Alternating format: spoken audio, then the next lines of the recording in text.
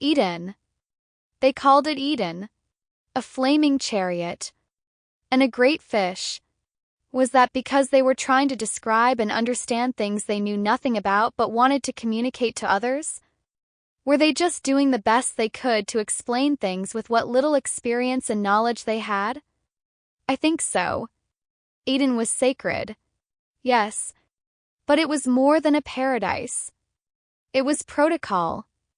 A heavenly quarantine. Sealed off from the rest of evolving creation. Not designed as a punishment nor a privilege. Designed to isolate for a purpose. For protection. The tree was more than a tree. It was a firewall between worlds. Because although unknown to Adam and Eve, others roamed outside the garden.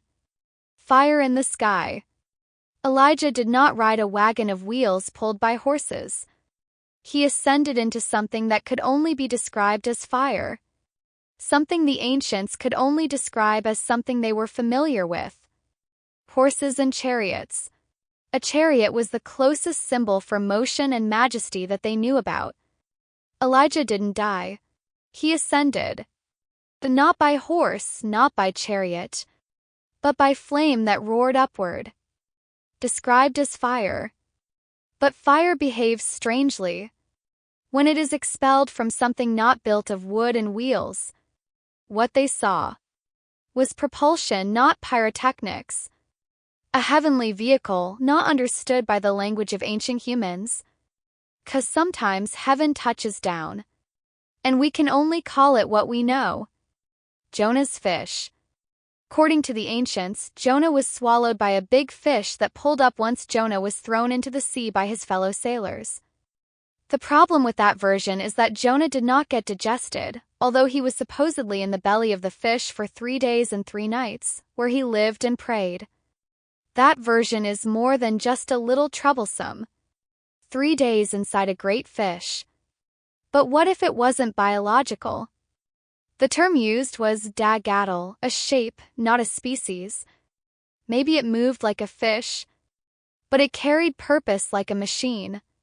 Inside, Jonah lived, prayed, reflected.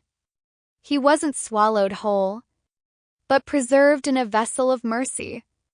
Swam, but it did not pulse. It hummed patiently, while Jonah prepared to obey. God's vehicles. Across time as we knew it to be, across text and language as we know it. God's movements have been cloaked in metaphor.